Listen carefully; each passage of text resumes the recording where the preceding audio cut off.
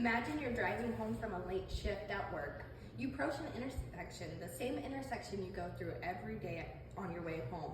The light is green, you pass under the light, and you see headlights moving towards you fast. You slam on your brakes and attempt to avoid it, but it's too late. The vehicle collides with yours. Airbags deploy, your ears are ringing, everything is spinning. The car begins to stop and stuff starts fading out. You lose consciousness. You wake up on a gurney with people you don't know surrounding you. Paramedics are there, you're in an ambulance on your way to the hospital. You don't understand.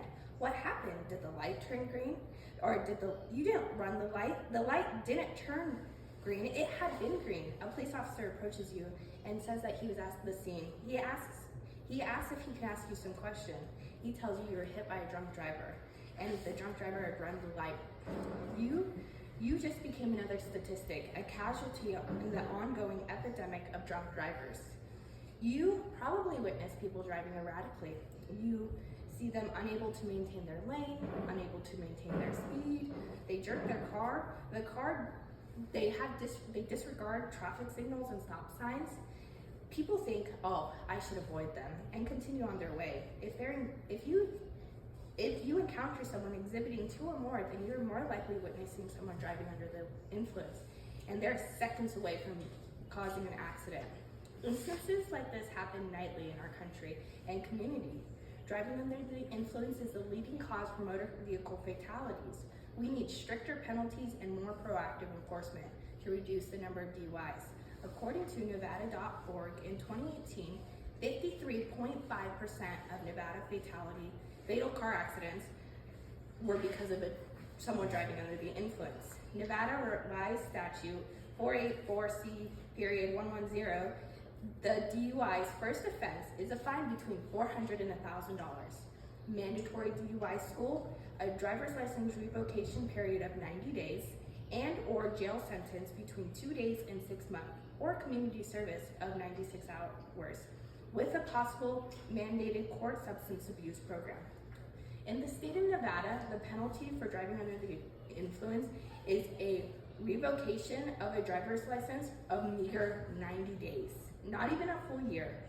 People make the decision to get into the car under the influence.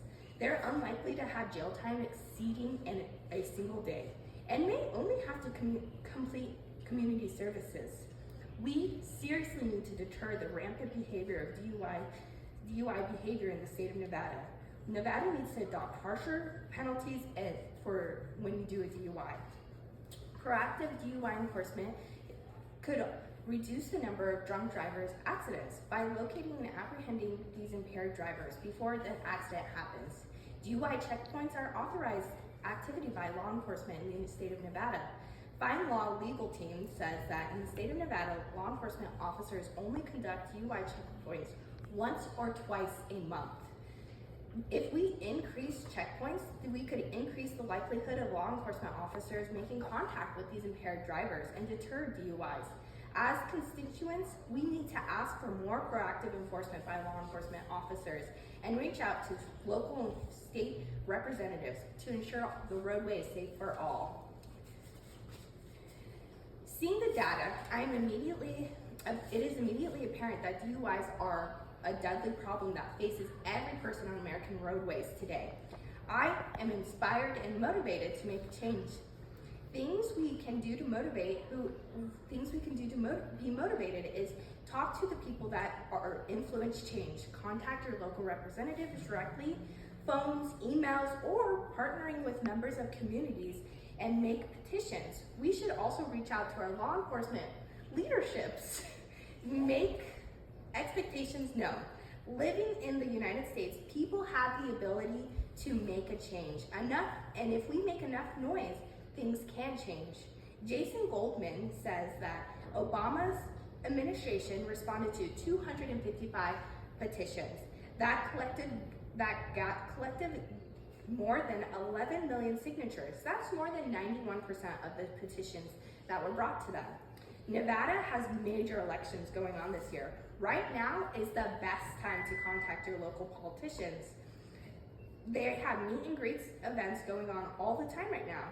Go to meet and greets and tell them that you're concerned about the amount of DUIs and you want to see stricter enforcement by law enforcement officers and harsher penalties. If you have no time to go to meet and greets or events, that doesn't mean you don't have a voice. Email or write a letter. Being heard is the easy part. Doing your part is the difficult one. Imagine waking up in the middle of the night with a call from a loved one that was hit by a drunk driver. I had that happen. Waking up at 11:30 at night from my husband who was at work. The first thing out of his mouth was, "I'm okay," followed by, "I was hit by a drunk driver and they're taking me to the hospital." My heart dropped. How could this person that you love more than anything be hurt? They didn't do anything wrong, but someone selfishly got into that car under the influence. Now, my husband was off for more than a month. He has permanent neck and back pain. The other person had to be removed by fire and rescue services.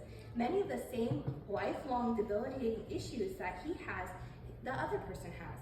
This is the best case scenario because they survived. Could you imagine getting this call and the person that you love not surviving? In order to prevent senseless deaths, we need to make a change. We need harsher penalties for driving under the influence, and we need to have more proactive enforcement.